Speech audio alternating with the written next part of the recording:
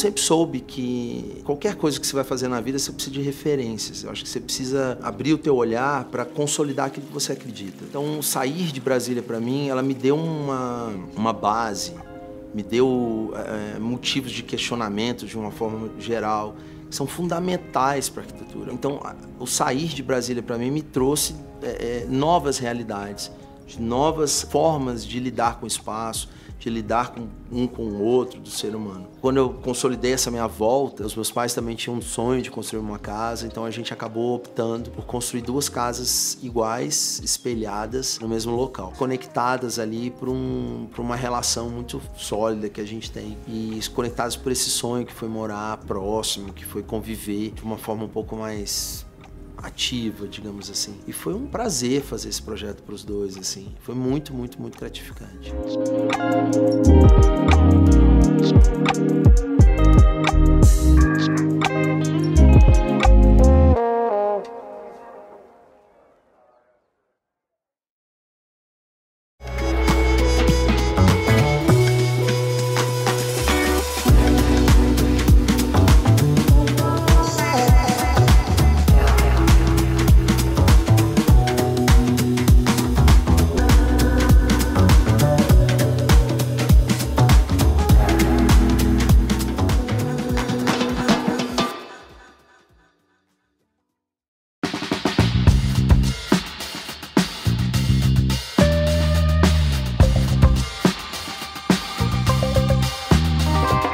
Olha, minha origem na arquitetura é muito engraçado, porque eu não tenho ninguém na minha família que sequer trabalhou com isso, ou que tenha qualquer relação com engenharia, arquitetura, obra, de uma forma geral.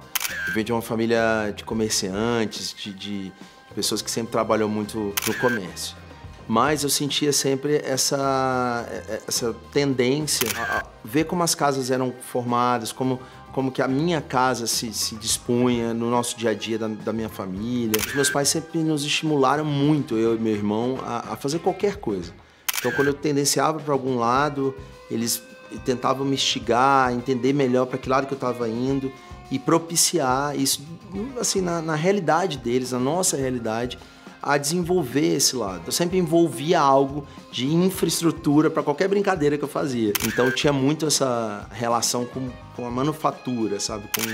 Com pegar algo e transformar em outra coisa. E eu lembro que meu pai falou, mas por que você não tenta arquitetura? Eu nem sabia o que era arquitetura.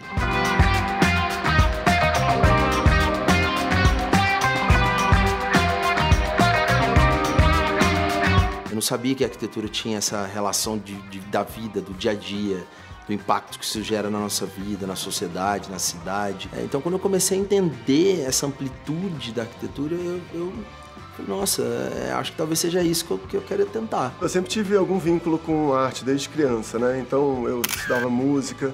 Eu também estudei numa escola que eu tive a oportunidade de fazer curso de fotografia, curso de pintura. Então eu sempre me vi vinculado, né, à arte de alguma maneira. São as 2 profissões que eu sempre quis mexer na minha vida, era arquitetura e música. Assim. Eu me lembro que quando eu era moleque, eu passeava, assim, pegava o carro com a minha mãe, ficava rodando pela cidade e vendo umas casas. A gente andava na rua, ficava vendo casas e ficava acompanhando, assim, a gente gostava de umas, aí via umas que estavam sendo construídas, a gente pegava o endereço, né, e depois voltava lá para ver como é que aquela casa estava ficando.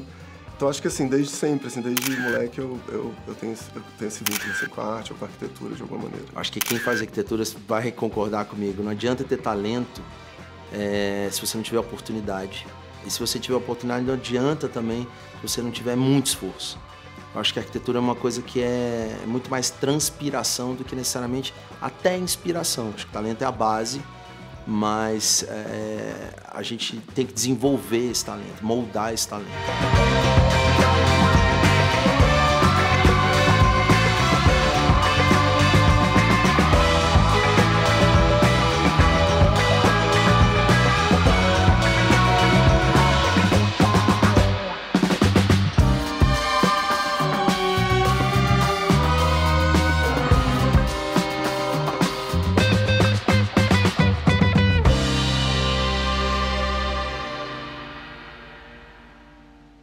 Eu sou amigo do Rômulo já faz muito tempo, a gente tinha um convívio de amizade normal, saía, tínhamos amigos em comum, E eu lembro que eu sempre admirei muito as coisas que o Rômulo fazia e vice-versa. A gente sempre trocou muita ideia sobre arquitetura. O Rômulo me mostrava algumas coisas dele, eu sempre dava pitaco, ele também via dando pitaco nos meus trabalhos.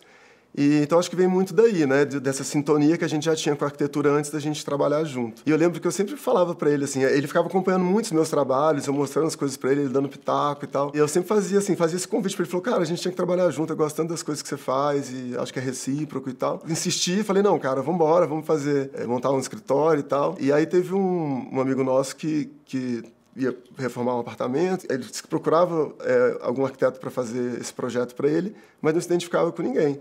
Aí o Romo falou comigo, foi onde surgiu a primeira oportunidade da gente trabalhar junto, né? Então, a gente não tinha nem o nome do escritório ainda, foi um primeiro trabalho que a gente pegou junto e dali foi desenvolvendo. A gente, como teve essa sintonia, foi legal, deu tudo certo, a gente uma hora falou, não, vamos embora, vamos montar e vamos embora. E foi assim.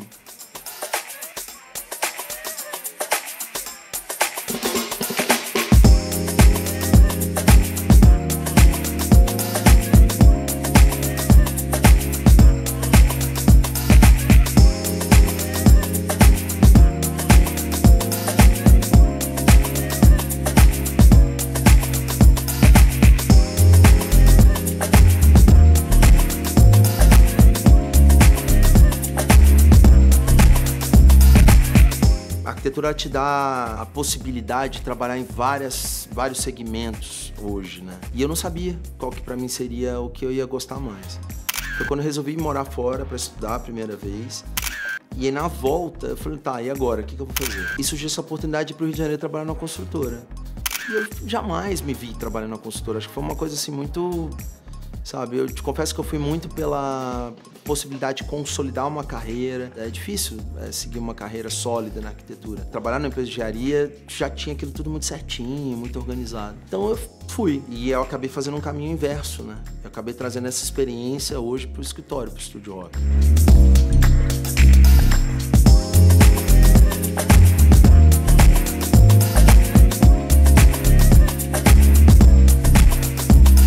Quando eu saí da construtora, que eu resolvi mudar a minha vida, achar um outro caminho, até porque eu entendi que aquilo foi bom, mas teve um período, teve um prazo para mim. A questão de viajar, eu acho que já era um desejo meu antigo, mas eu não associava direto a nenhum outro tipo de trabalho. E eu acho que foi ao decorrer desses anos, né, dessas viagens, que eu comecei a entender que isso talvez fosse a peça mais fundamental de referência para mim.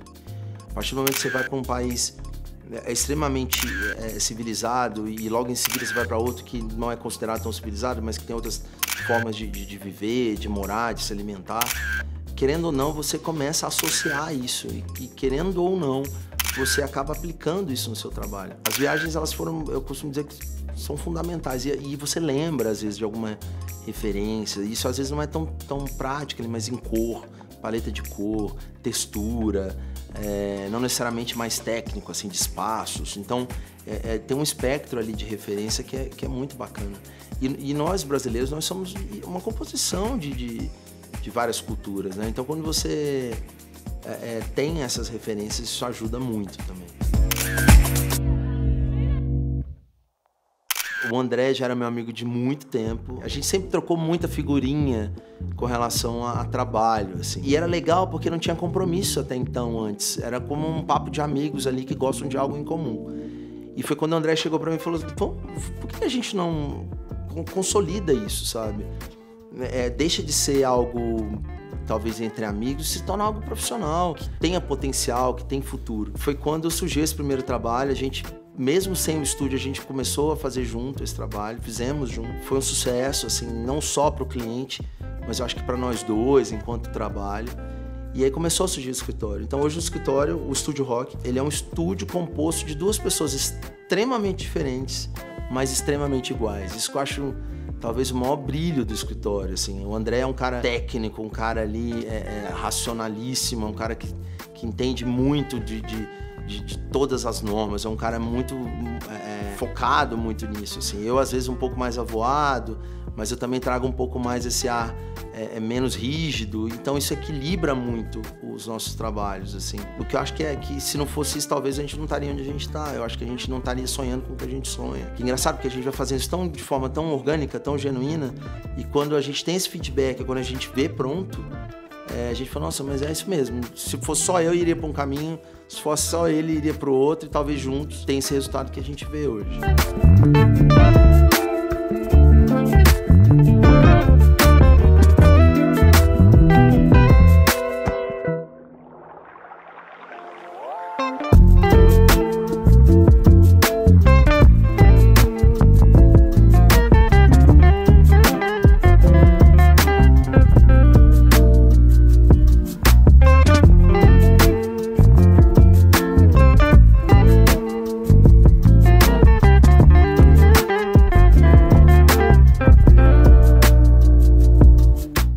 Quando a gente começou a trabalhar junto, a gente conversava muito assim, qual que era o nosso objetivo, qual que eram os estilos que a gente ia seguir, como é que a gente ia trabalhar.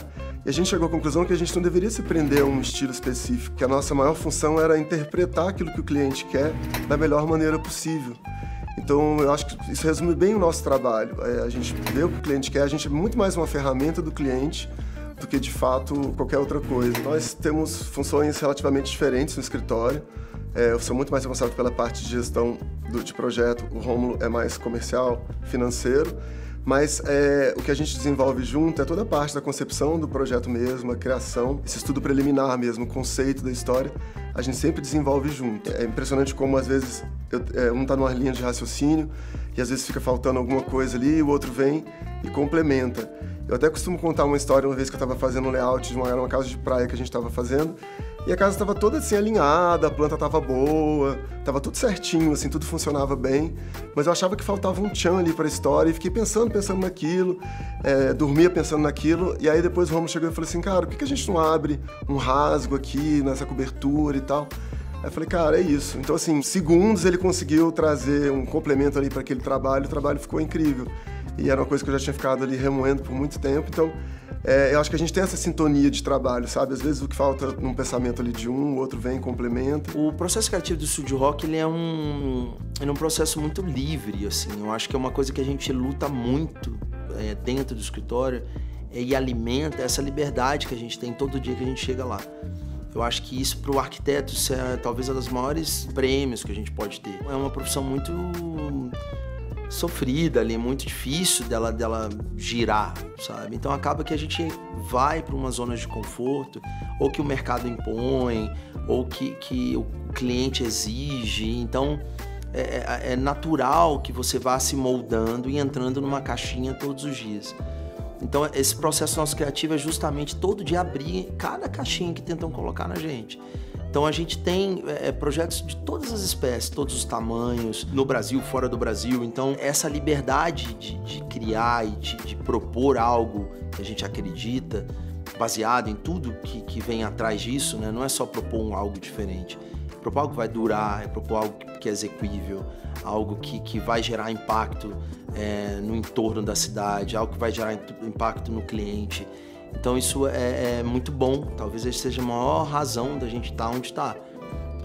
Feliz, fazendo o que a gente ama e transparecendo isso para o papel e depois, né, para o materializado, digamos assim.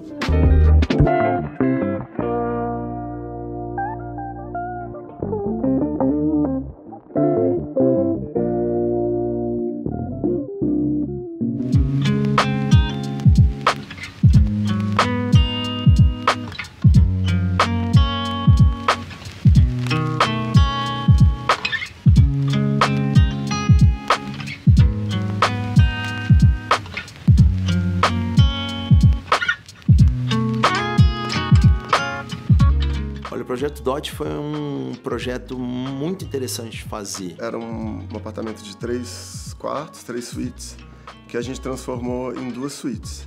É uma cobertura linear, então tinha um espaço também que tinha churrasqueira, e esse espaço da piscina que era essa área descoberta. A nossa ideia foi integrar todos os espaços. A gente não usa portas, a gente tenta usar painéis, onde eles fechados, eles delimitam alguns espaços, abertos já se tornam outros, os espaços se mudam, se transformam. E integramos essa parte da sala com a churrasqueira e transformamos num espaço só. Com isso, a ideia era que você aumentasse a sua área da sala de jantar, e a própria sala, a sala de jantar, estaria integrada com esse espaço externo, transformando numa grande varanda, numa grande sala. Então a gente tem, por exemplo, uma área externa molhada, que a gente está usando o mesmo piso numa área interna seca. Então, qual a escolha que a gente faz para que lá, na área externa, ele fique seguro da mesma forma que dentro? Então tinha que ser um material que fosse possível de usar em área externa, área interna, lavanderia. Então é um único piso de fora a fora. E no teto também a gente usou um único material que era madeira, que era um laminado de pau-ferro, né?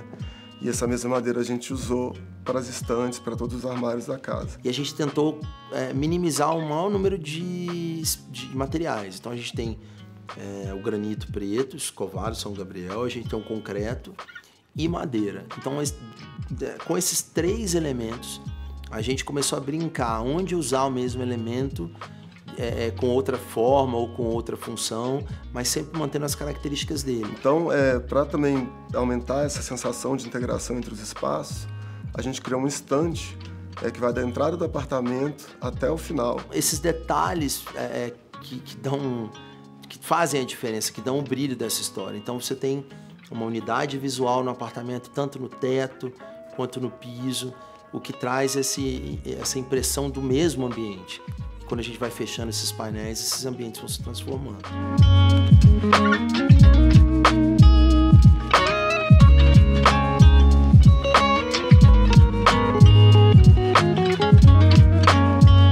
A Residência GR é uma casa para uma menina de 22 anos e é um projeto que a gente tem um carinho muito grande por ele. Ele é um projeto que ele tem 100% de ocupação dos lotes, tanto nas 2 laterais quanto no fundo, você pode encostar a casa.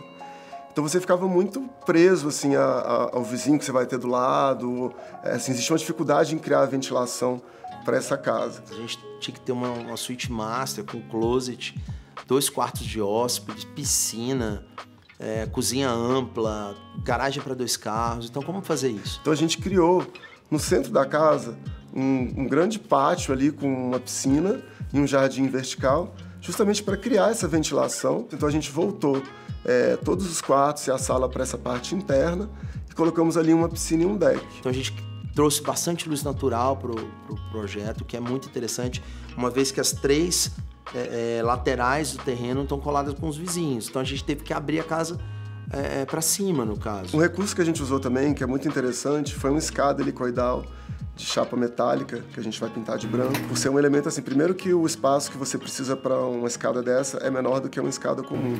É uma escada muito confortável, se bem projetada, a escada helicoidal é muito confortável e muito segura. E, em contrapartida, também é uma escada que tem um efeito visual muito interessante. Acho que ela tem um impacto, é como se fosse, costumo dizer que é a cereja do bolo desse projeto, né? Então a gente tirou ao máximo o melhor proveito do terreno.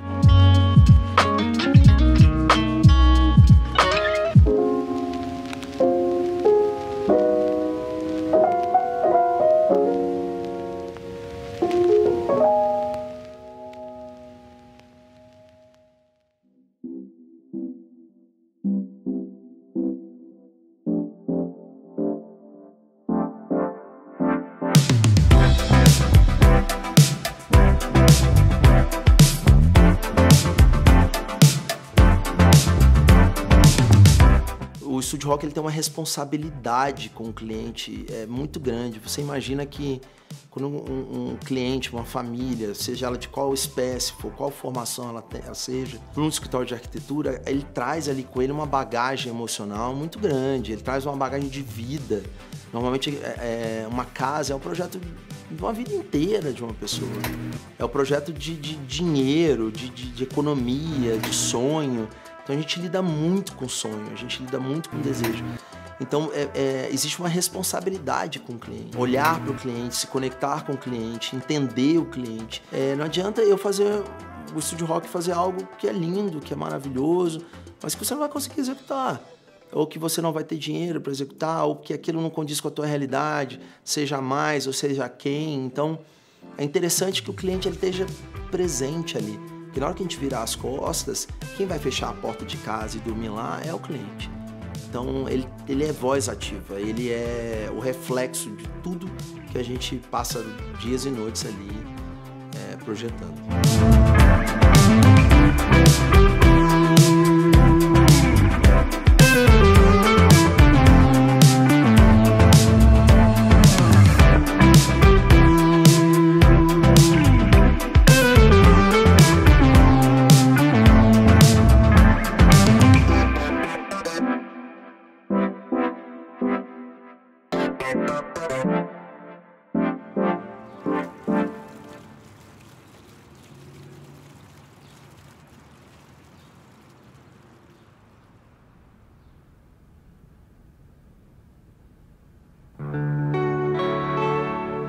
A gente quer democratizar a arquitetura porque todo mundo precisa de arquitetura, né? As pessoas costumam até dizer, a arquitetura é um artigo de luxo, é para você ter, só para quem tem dinheiro. E na verdade não é, né? A gente sempre quer que o nosso cliente faça o melhor uso do dinheiro.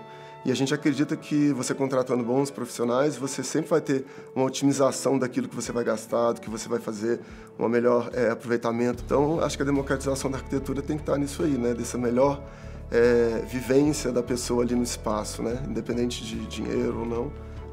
Acho que é esse o caminho. O arquiteto, ele veio muito tempo associado a algo supérfluo ou algo muito caro, ou só especificações ali que não vão funcionar, ou que ela não tem uma certa utilidade, uma funcionalidade. Então, democratizar para mim é isso, é fazer o papel do arquiteto o que ele é, trazer ele para a essência dele. A gente tenta entender as necessidades, o que cada família precisa, qual é a capacidade financeira daquilo acontecer, qual é a viabilidade de onde aquele projeto vai ser inserido, de aquilo realmente acontecer. Então, a gente tem um papel muito importante e, como eu falei, começa o cliente aqui, mas o projeto vai ficar 20, 30, às vezes até mais anos inserido numa cidade, num contexto. A gente tem um papel social muito forte mesmo. Então, democratizar para mim a arquitetura é isso, é trazer o cliente para perto, é explicar os prós e os contras, é trocar ideia baseada em técnica, em referência econômica, em materiais. É um conjunto de fatores que fazem com que um projeto tenha sucesso.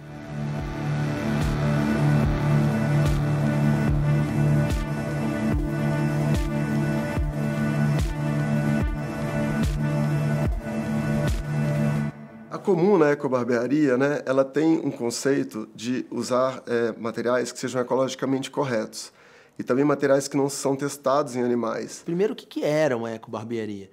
Porque para mim, barbearia era nada mais o local que a gente vai lá e corta o cabelo, faz a barba e vai embora. Mas não, acho que hoje o conceito começou a se ampliar muito, né? Hoje, normalmente, você tem locais que vende café, bebida.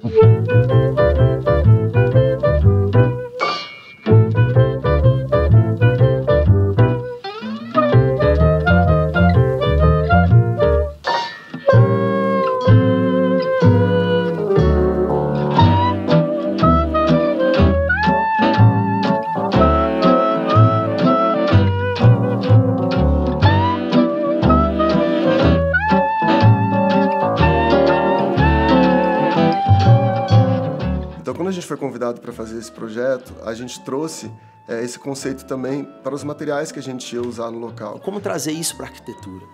Então, lá são 2 salas comerciais que a gente resolveu tentar usar o máximo do ponto. Então, a gente optou por tirar o gesso da sala toda e deixar aparente o que tinha. Então, existe um conceito japonês, que é o wabi-sabi, que é valorizar o imperfeito. Então, a gente começou a brincar com o perfeito e o imperfeito. Então, o imperfeito o que era? Aquele teto que estava com tubulação já aparente, vamos assumir uma eletrocalha. Então, aonde que a gente vai trazer o perfeito? Então, a gente optou por um revestimento simples, que é uma cerâmica de 15 por 15, que é extremamente polida, com a forma totalmente, né, ali simétrica. Então, a gente usou ela ao máximo que dava, tanto nos balcões, nas paredes, no banheiro, contrastando com a imperfeição do teto. E entramos com bastante planta, com bastante vegetação para humanizar esse espaço que teoricamente tinha tudo para ficar um espaço frio, né? Já que você está usando muito revestimento ali, polido. E com isso a gente conseguiu trazer esse conceito literal, né, para o espaço físico da comuna.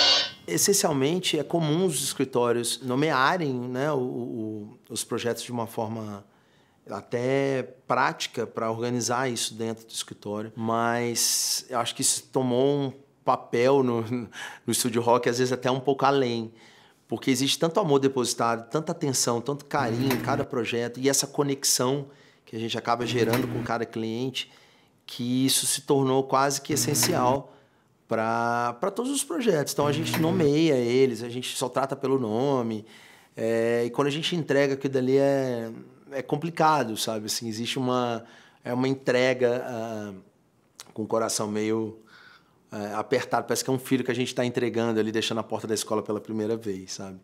Mas o nome vem muito disso, existe justamente muito mais por essa conexão. Tem esse lado organizacional, obviamente, dentro do escritório, mas tem essa questão da conexão com o cliente.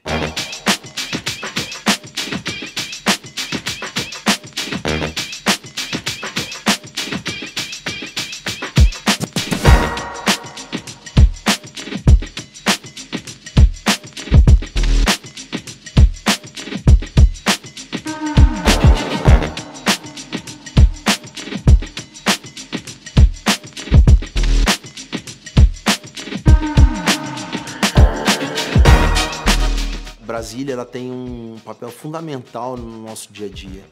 Essa coisa do modernismo, né? Ele tem essa associação com a liberdade. O pilotis, o fluxo livre. Eu acho que isso, querendo ou não, está direto e indiretamente ligado no nosso trabalho. O fato de se permitir fazer uma casa inteira de madeira e, ao mesmo tempo, fazer uma casa inteiramente de concreto e sem estar preocupado no que isso pode impactar no cliente que vai chegar pra gente. A liberdade, eu acho que talvez seja o maior base pra gente. Brasília, eu acho que ela, querendo ou não, do caminho de casa ao trabalho, a gente tá com esse exemplo ali diário.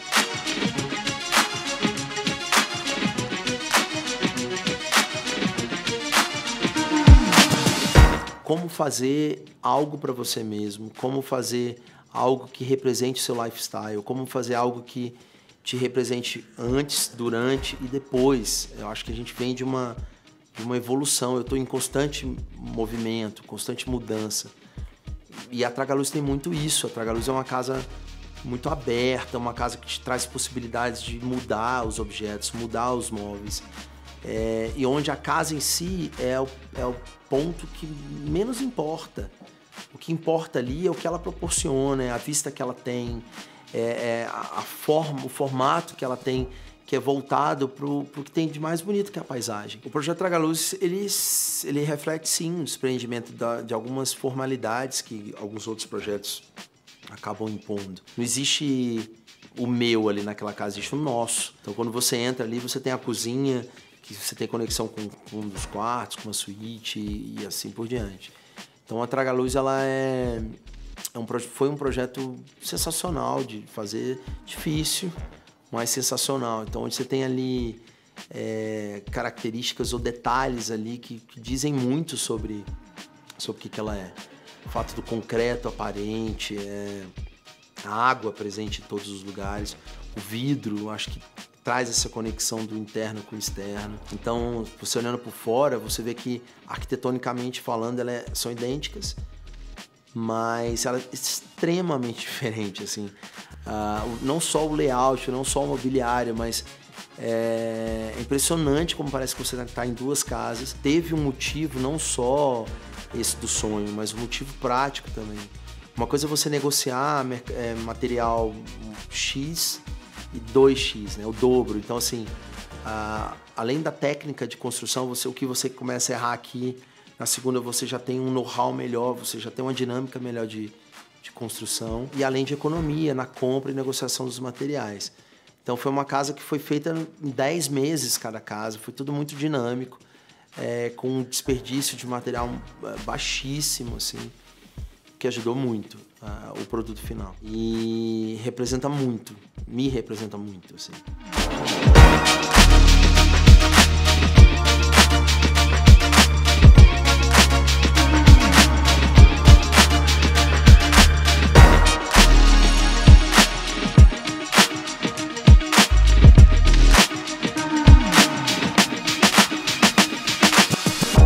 Hoje, para mim, eu tenho cada vez mais consciência de que sentir realizado é sentir em paz com o que você faz hoje no dia. E responsabilidade com aquilo que você faz hoje vai gerar e impactar outra pessoa.